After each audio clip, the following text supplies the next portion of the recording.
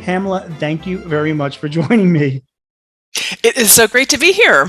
Yeah, I'm talking with Pamela Slim. She is the author of a few books, actually. The book that we're going to be talking about today, Pamela, it's your latest book called The Widest Net, and we're going to be digging into all the concepts that are in that book. But first of all, Pamela, before we even jump into that, tell us a little bit about yourself, where you're coming from, and how you got to the point of writing this great book. Absolutely. So I am a writer and a business coach and the co-founder with my husband, Daryl, of the Main Street Learning Lab, which is a learning lab right in the middle of Main Street, as the name says, in Mesa, Arizona. I've been really working in the entrepreneur space for about the last 15 years. Prior to that, for 10 years, I was a management consultant in Silicon Valley, helping companies scale. And I found so many people who were interested in leaving. That led to my first book, Escape from Cubicle Nation, that I wrote in 2009. As I began to work with people, realizing not everybody necessarily wanted to work for themselves. That was my second book, Body of Work, of kind of a new way we can think about what we're building. And the latest book I really consider to be the center of my heart and soul as a community builder. The Widest Net is really how it is. Once we know that we have work that we're really passionate about, how do we build an audience for it? And more particularly, how do we see ourselves in the context of a bigger ecosystem that are helping our customers accomplish what they need to accomplish? That's great. And so you mentioned audience. So who is the audience for this book? The heart of the audience for this book are small business owners. And if we think about that, as a primary audience, so that could be people, the Small Business Administration's definition, up to 500 employees, up to $10 million. But it also could be just for, individual solopreneurs. That's really the heart of who it is that I wrote this book for. I also do a lot of work, and I think there's a specific application for software as a service companies that serve the small business market, because essentially all of their customers are small business owners, and the way in which they identify who could be good people to partner with and collaborate with, there's a lot of application for that market as well. Got it. When I read the book, it comes across as sort of like a marketing book, like a branding and a marketing book. Am I right in that, or do you intend it to also be something else?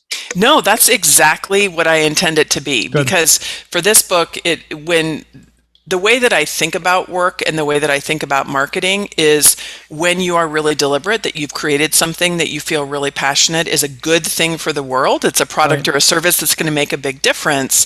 Finding the audience for it is the number one thing that people that I work with want. I know it's the same thing for me. If you're from a revenue perspective, of course, you need to have a flow of clients, and that's something that most of my clients need. But also just from a big idea and like building things in the world that are going to make a positive difference, creating innovation. You need to find your audience, and in particular, to not just get onesie twosie people coming to your site, which can feel like you're building forever, but really to have a more strategic way of reaching one to many.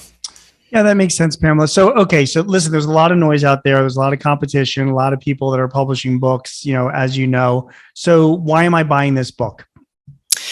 This book to me is different from a lot of the ways that we talk about marketing, because a lot of what I see, and part of the reason I wrote this book, is the metaphor we use often for building a business is building an empire. Right. And so a lot of things are about just positioning yourself as the sole expert. We literally say, to build an empire. We look a lot at some of the growth hacking of people as really transactionals. It's a very transactional way to look at business. And hey, I get as excited by numbers and statistics and conversion rates as anybody else. It's part of the tools we can use to run a business. The part that I find really missing from the conversation is recognizing that for any great business, they really are in deeper collaboration with a lot of other ecosystem partners. And a lot of what I see, especially actually in the software as a service space, is they're recognizing that they need to be partnering with others in order to not have their ideal customers, having to choose so many different options, for examples, right, of tools they create. If you have a couple of companies, one that does accounting software and one that does marketing software and, one that does lead generation, it makes sense to do some collaboration that way. So part of what I see is really needing to spread the truth that it's not an effective way to think about it where you're really the sole expert to solve your customer's problem. It ends up adding a lot of extra stress for people. And I know I work with a lot of folks that by nature are more collaborative. Sometimes by nature are not interested in necessarily creating a brand of personality where they're really that small business influencer. They want to have a solid business where they really are a solid partner and have some extremely established channels for marketing their business.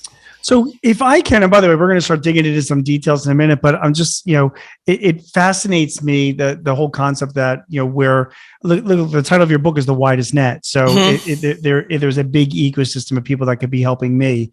So Pamela, and by the way, Pam, like what do you? Pam's fine. Pam's good. Okay. So Pam, I run a 10-person company outside of Philadelphia. Okay. I've been doing it for like 25 years. We have about 600 clients that we serve. We sell CRM applications. So we do like Salesforce and Dynamics and Zoho and all that kind of stuff, right?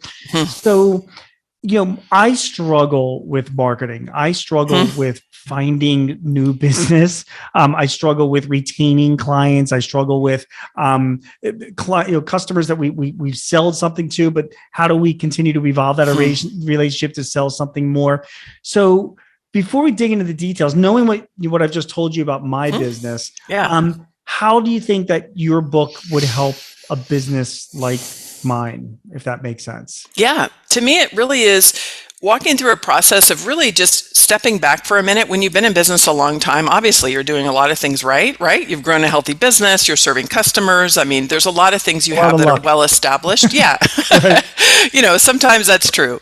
But when you begin to kind of peel back and revisit and redefine certain core things, like really, what is that ultimate mission that you're trying to accomplish? What really, especially in the light of the way that we've deconstructed our entire economy and way that we're operating, right, within the last couple of years due to COVID.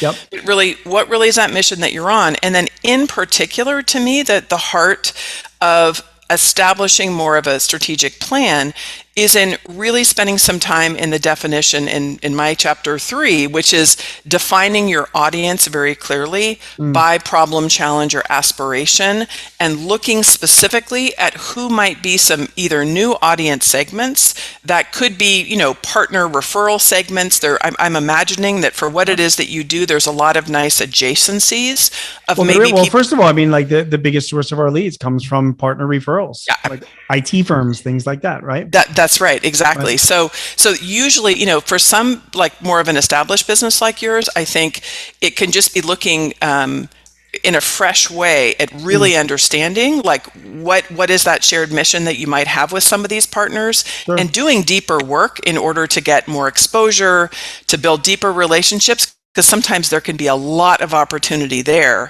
For other times, there could be a new audience segment that when you're looking at it a little bit differently, you might not even realize that, was a potential. And in order to do it, you have to kind of step out for a moment of the way that you've done it. Once you have more your plan, which to me is like the first third of the book, like understanding that, looking at the ecosystem partners, then you just start to get into execution, which is maybe seeding new opportunities in a different way. And usually what happens with a lot of my clients is more focus. Ironically, right? Sometimes people hear the widest net and they're like, what? I should just be marketing everywhere. It's really not that. It's about being strategic to look at the totality of the space and then be very focused in the actual opportunities that you're going after. Great advice. It's great advice. So you and your husband were looking for a space to open up your business, Main Street Learning Lab. So first of all, two questions on that. Number one is, can you explain to me again what Main Street Learning Lab does? Like, what is your business? What is your mission of your business? Yeah. And also explain to me what "ke" means. Absolutely. Your husband's Native American, right? He is. He's Navajo. Okay. Okay, Yes. go ahead. So, by day, I always say, really, my core business is the business that I have as an author and a business coach, and the programs that I run and books I write and things like that. Right. My husband had a heavy equipment construction business for years, and he retired a couple of years ago, and now does more traditional healing and wellness within his community and here. So the Main Street Learning Lab for us. By the way, that sounds like such an Arizona thing, Isn't it? I know, right? It's actually really handy to have that, collaboration together. It's just like, we live in Mesa, Arizona, and we do a lot of healing and wellness, and right? It's perfect, right? I know, and it's funny, as we'll dig into a little bit more in the book. What's interesting is, when you really start to get into making significant change, in particular here for our local region, there is like community building and healing and conversations. And I always say we're kind of the perfect combination in many ways with the way we complement each other. Seriously. But really the focus of the Learning Lab, it really is an experimental space where what we specifically do is provide space for especially BIPOC entrepreneurs in the community to be hosting events, to be piloting new programs, to be connecting with each other in the spirit of anybody who's familiar with innovation spaces, where you really we literally have a huge wall that's a big whiteboard wall. Oh. It's the kind of space where you can really come in and just kind of share and explore different possibilities. And within the context, a lot of what's called an innovation district from the Brookings Institute, if you've ever read any of the work they're doing, there really is a place within local communities and with local economic development to have a space that really is focused on experimentation, innovation, and community building. And so that really is our intention with the space, is to have that, kind of collision of different ideas. It has a very specific impact on my business because here I get to build relationships, hear what people are thinking about, and really have a more nuanced understanding and partners with people who are coming, especially from a lot of different backgrounds.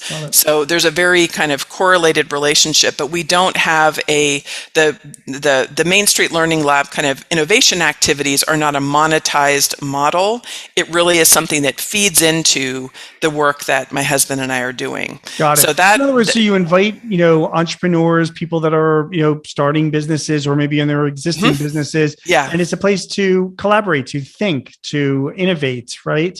Yes. Freestyle, the ability, there's a space to do that. And then, selfishly for you, you can identify people that you might be able to also help with some of your coaching or some of your consulting as well beyond that, I'm assuming, correct? Sometimes it happens. It does kind of happen naturally, but mostly it is about making connections within the broader community, because what kind of unanticipated opportunities that have come is we do have Arizona State University is building a brand new facility a couple blocks down from where we are.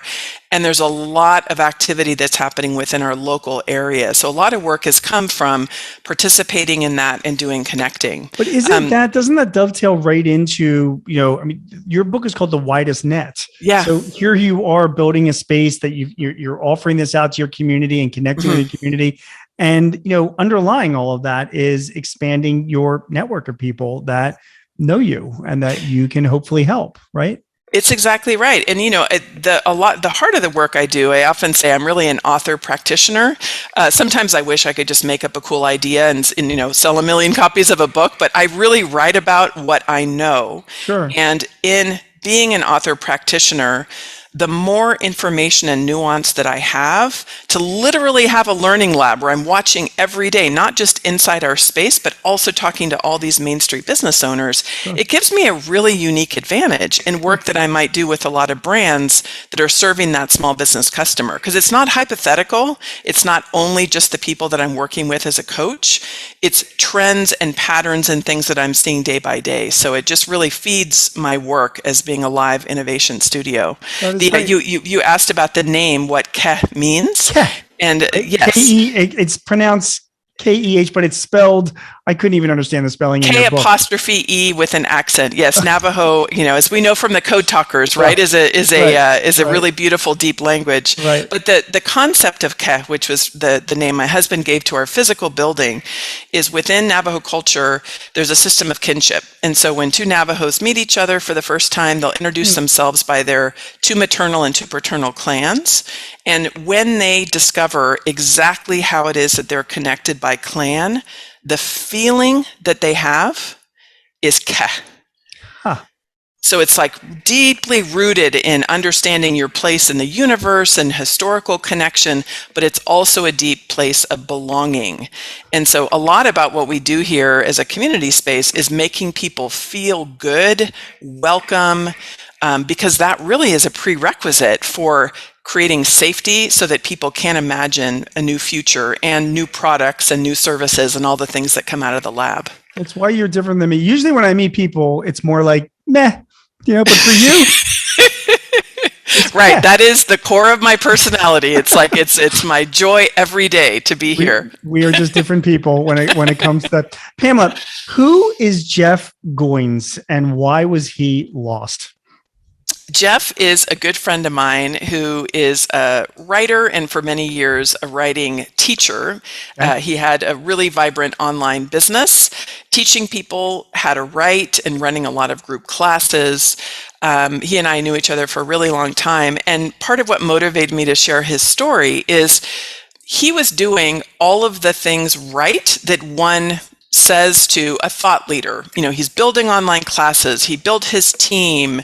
He, was making $1 million a year, just really tracking toward all of those things that one is supposed to do. The only problem was when he was actually inside his life and doing this, it just didn't really feel good. It was doing all the right things, but the business model and the way he was doing it just didn't feel right.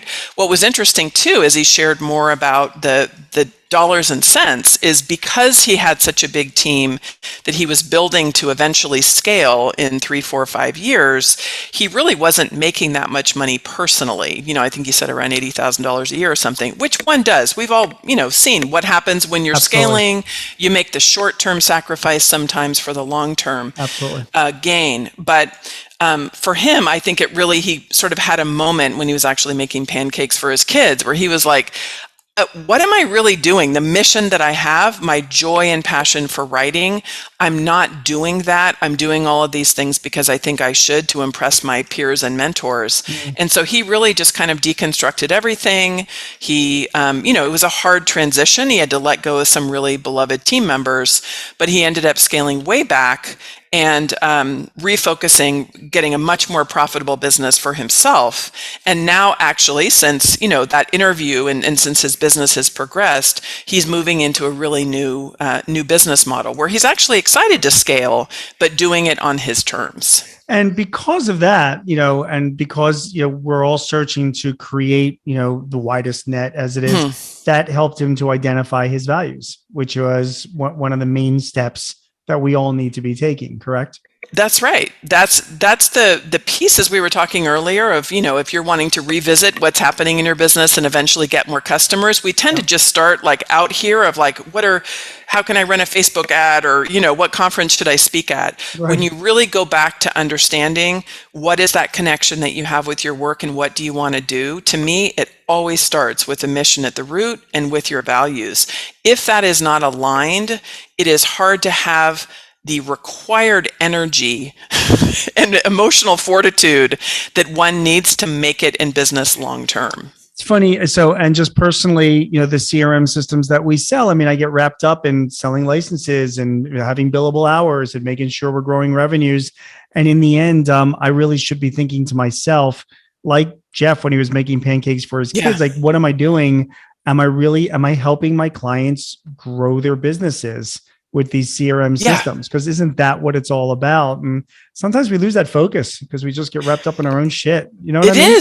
It is so true. And it's easy to do, and I think there can be different seasons and different stages of business. Mm.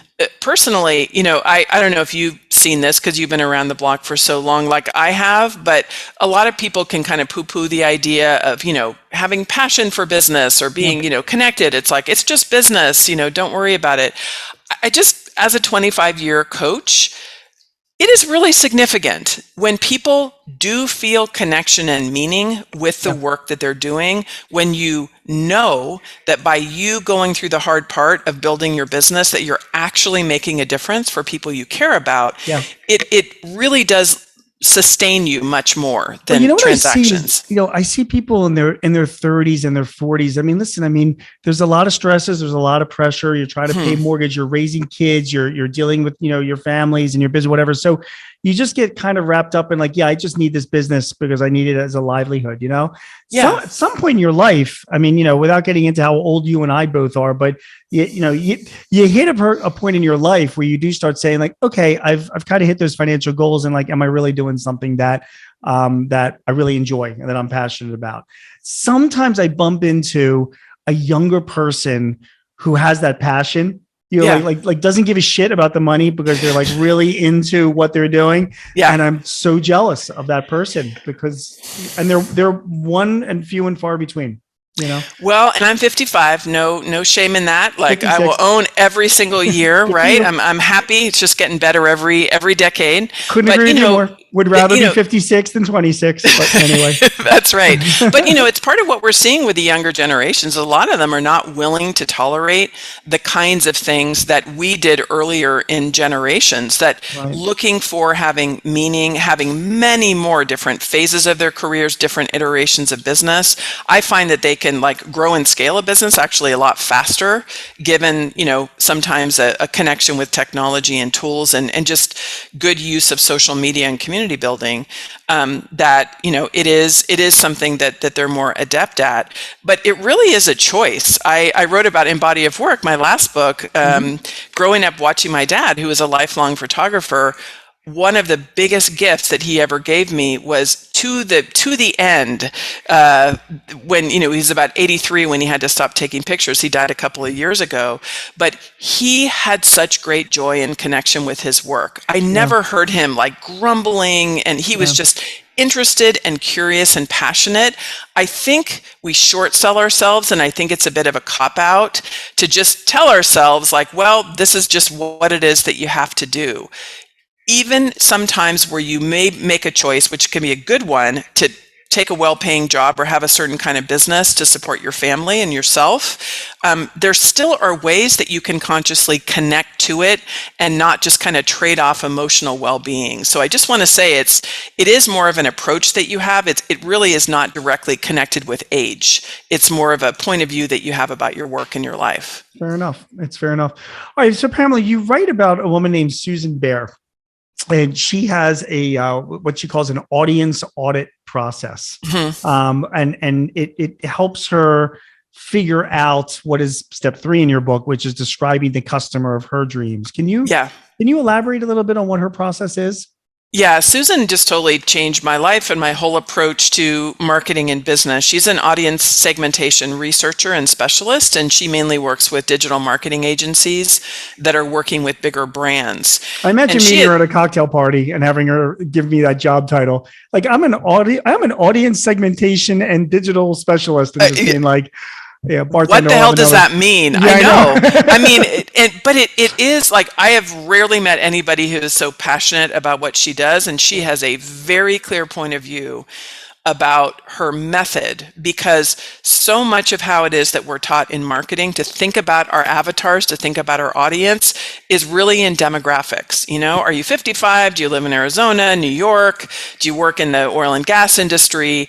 And that tells you nothing about how it is, how your work really fits into these bigger problems and challenges that your customers are trying to solve. Her method is at really the heart of getting very, very clear about really what your work is doing, what is your unique thought leadership, and I define thought leadership in the book as simply your unique approach to how it is that you solve the problems of your customers. But she has a rigorous process with her clients, with agencies. She develops specific attitudinal, surveys where they get data back that helps them understand the different segments of why people will buy. And one of the examples I used in the book is Keep, that used to be known as Infusionsoft, where they, have an audience similar to yours and mine, small business owners that are scaling their business. And they used to just market, maybe size of revenue or number of employees or something like that. When Susan did an attitudinal segmentation survey, they found that people's motivations for using the software was actually quite different. Some were these like passionate creators, kind of like me, who just love to create new stuff. Sure. And I just want to be in their work all the time building.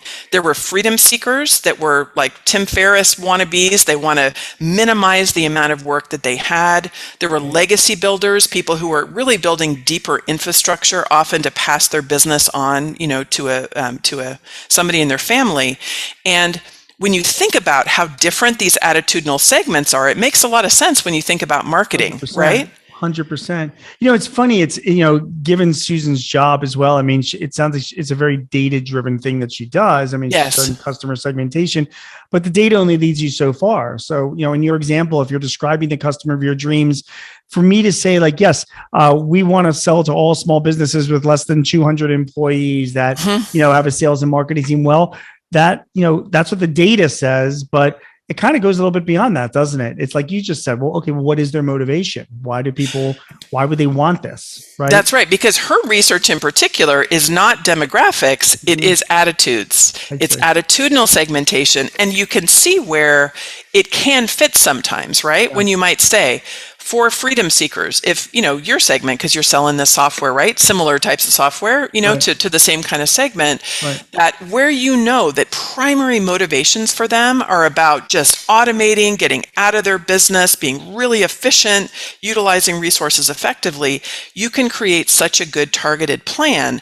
Within that segment, when you see people who are in that area, you might say, wow, I notice a whole bunch of folks are in the vertical of travel, right. Or, a number of these people have apps and they're in tech. So right. It's not that demographics don't matter, or in order for somebody to have the resources to invest, they need to make this amount of revenue. But the problem is normally we start with the demographics and it just doesn't really tell you anything significant. And in my model, it doesn't link you to understanding other partners who are trying to solve the same problem. Yeah, it's a really good point. It's funny, again, we talk about our ages, and the longer you live there, the more you realize that people are complicated. So yes. It's not just somebody that's under the age of 40 that, as a sales team of 6 people, there's other things going on that drive their decision. And that's why it's important. You got to really describe that customer of your dreams. Pamela, what is an offer or a product funnel? What do you mean by that? So I use a lot just well-known structures from something like Ryan Deiss's Digital Marketer. For folks that have been around marketing for a long time, it's a way to understand in kind of a stepped way that generally when somebody goes from not knowing you at all to being interested in learning about you, to maybe, taking out their credit card and paying a little bit for something you're offering, and then eventually getting excited and maybe buying more from you, right. That you need to be prepared in order to have things that are super relevant for them and that are designed in a way that they feel are perfectly designed for whatever their problem or challenge is. The offer design is one of the most artistic, difficult, parts, I think, of the process for any of us entrepreneurs, whether people are creating a product or a service. How can you just create something that people feel like, God, this is just exactly what it is that I need? And part of that, to me, in the method of creating an offer is so often I just find people who just get passionate about an idea, like, I'm going to create an app. And they haven't first really understood what is that core problem that their customer is trying to solve, and what actually are the steps that they need to take in order to solve it, including things like developing positive habits and getting over mind trash and, having obstacles for financing and all these other things. You have to really understand the overall trajectory of that transformation your customer is making from like having the problem to having it solved, and then really design your offer to be addressing sometimes that entire journey, but more often maybe a specific part of that journey that you can do really well. And that to me is the difference that a lot of people don't take the time to do, is they just get excited like, hey, I want to write a book, or I want to create an online class, or I want to create an app. And I'm always, the 25-year instructional designer in me is always like, well, but what problem are we trying to solve? Like, who said that that solution was actually what the person needed? You have to back up and understand the overall journey first. So how do funnels play into all of this? So funnels are simply, once you figure that out and you figure out like what your specific offerings are, that goes back to that kind of stacked gradual opportunity where the first time somebody meets you, they may not be willing to invest $100,000, right? For working with you as a consultant, for example. Right. But they may be willing to do a 2-hour specific paid webinar where you're sharing with them very specific tools that are solving a problem with them earlier on. Right. So it's just really a way to organize the different offerings that a customer has. And when you're doing it in particular using digital marketing, you're building bridges between those offerings. So for example, somebody reads a blog post on your site, they might have a pop-up that has some kind of cool giveaway, something that really is relevant to them that they can trade their email for. That email nurtures them maybe into this lower cost offering to get a taste of working with you. Once they do that, the email can nurture them into another. And that's the way often that you can just begin to really build this cohesion. It doesn't have to be email. This, I know as a longtime consultant, it really happens in conversation, right? Somebody might do a class with me or something. We have a conversation if they're interested in coaching. And I know that it is important first for them to build trust and make sure we're a good fit, that sometimes they have a little bit of a lighter experience before investing in the deeper programs. So let's recap so far. You had mentioned at the beginning of our conversation that really, the third of your book is really where you're sort of like setting the stage and making the plans and doing some thinking, So, you talked about your first step being finding your mission, and then identifying what your values are, and then figuring out who the customer is of your dreams, and then what's your offer going to be, that will bring them in. Now, what's next, I think, is starting to go out there and actually start, I don't know if solicit business is the right word, but start to actually do business with people. So you talk about watering holes, where people gather. You picked on me as a CPA because you talked about the American Institute of Certified Public Accountants. And you said, like, in case you haven't figured out, I am a CPA. There's the lack of hair on the glasses should have tipped you off at the beginning of this conversation. So where do we gather? Where do accountants gather, Pamela? And you're using us as an example. Why is it important to find those watering holes, as you mentioned? Totally. Well, of course, I'm going to flip it and ask you in a minute, because that's one of the best ways you can find out is by asking somebody who has that profession. Yes. But the concept of watering holes, this is really what introduces us to the core heart of the Widest Net method, which is saying, if I, as a business coach, for example, am interested in connecting with CPAs because, I want to help you grow your firm, you would be in the center of an ecosystem. And that ecosystem are basically places where you are looking for information, resources, support, technology in order to grow your business. Right. There are so 10. In other words, if I can, you literally have to put your head into the head of that CPA, for example, like where are they going? Correct? That's right. Okay. And really, to center it, again, this is just a kind of a direct juxtaposition with the way that we often talk about businesses. We're like, we are the center and we're attracting everybody to us. Like, if I just show people how smart I am as a business coach, they're going to come to me. I argue, put your ideal customer in the center of the ecosystem, right? So you would be smack dab in the middle of looking for software to help grow your business, thought leaders. You might watch TED Talks. You might go to events. Do you belong to any associations of CPAs? The American Institute of CPAs. Okay, as well as the right? Pennsylvania Institute of CPAs, right? Right. So in Pennsylvania, so here's just a beautiful example. Associations are some of the best watering holes. And what that means is simply a place in person or online where great amounts of your ideal customers gather together. So if I am interested in working with CPAs as my ideal audience segment, here's one example. I could go to your chapter in Philadelphia, right? And I would walk in the room and I would have a room filled with CPAs, which is exactly my target audience. It's an awful thought, but okay. Right? Yes. And then I could go to Pittsburgh, and then I could, go to the association in New York, or I could speak at the annual conference of maybe the national convention. Right. And then you would need to go to a spa in Arizona for like weeks of therapy and relaxation.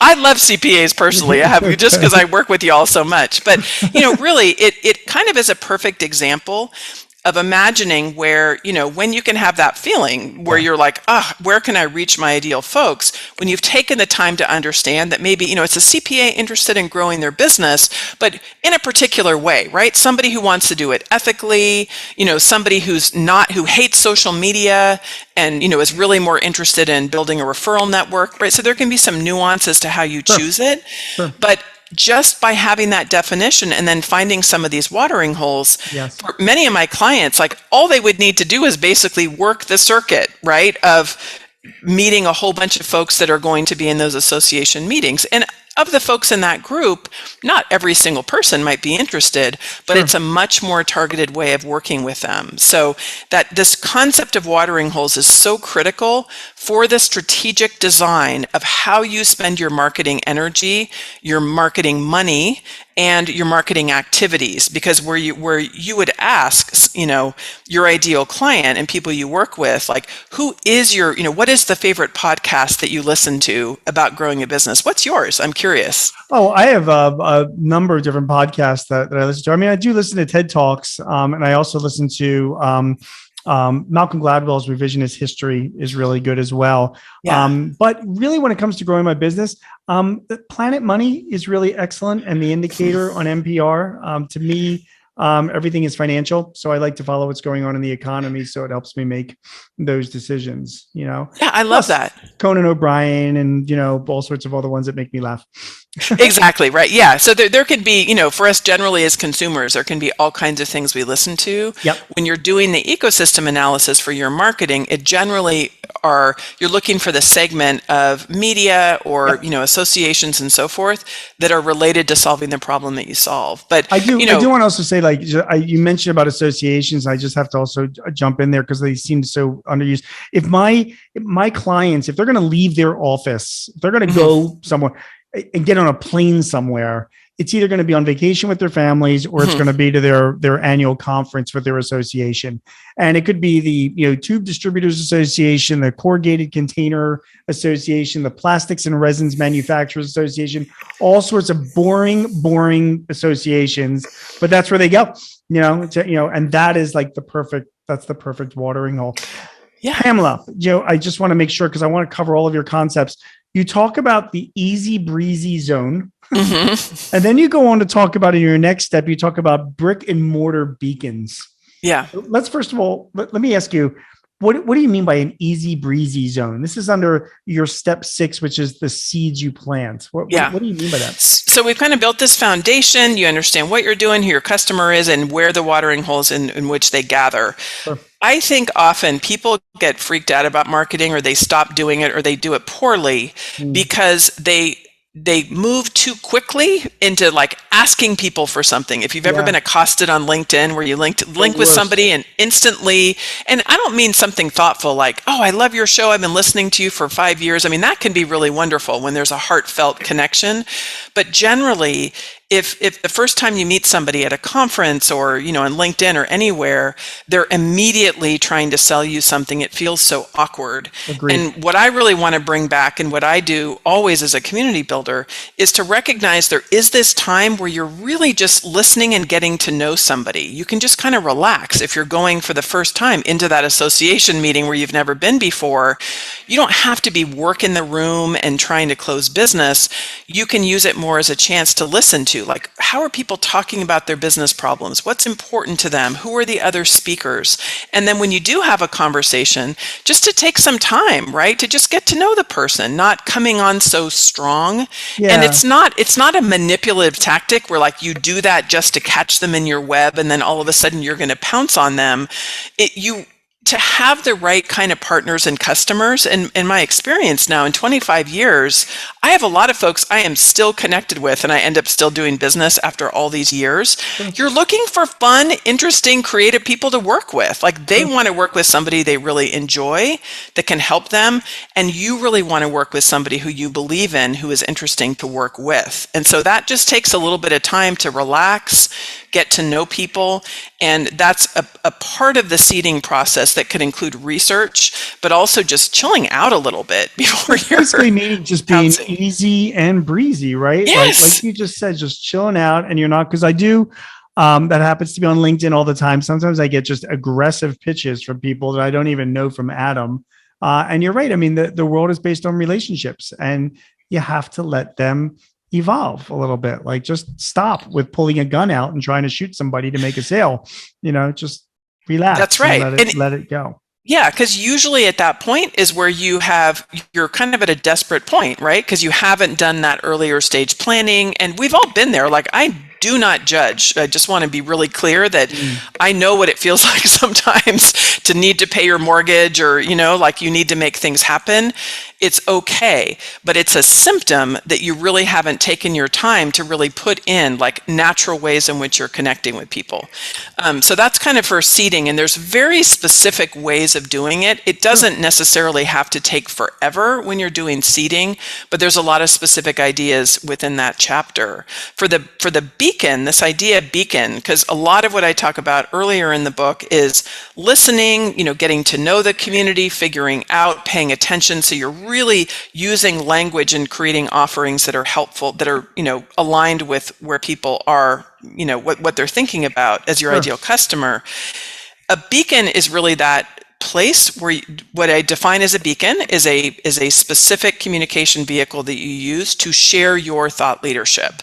So I would imagine for you, it's a podcast. I know you're a writer too. Is that fair? There's different ways to do that. I mean, it's a really interesting point. I mean, there's been for years, Pamela, like we've been hearing like email is dead, email is dying, it's whatever. Meanwhile, email newsletters have been growing in popularity. And now all of a sudden I find myself subscribing, like, and sometimes paying money to receive newsletters from certain people that I really want to hear their thoughts every week, Yes. And I guess that's their beacon that you're talking about. That's their beacon, right? Because it's well curated, it's well designed, it specifically addresses the problem or challenge they have. I use, a bunch of examples. Morning Brew is one. I love Morning Brew. I love Morning Brew. It's so great. And here they're spinning off into getting tons of different, marketing. What's another really good one is the 1440 Digest. I don't know if you ever get that one. Oh no, I'll check it out. Google it's the 1440. And what's really good about it is it's similar to Morning Brew, but it is very it is nonpartisan.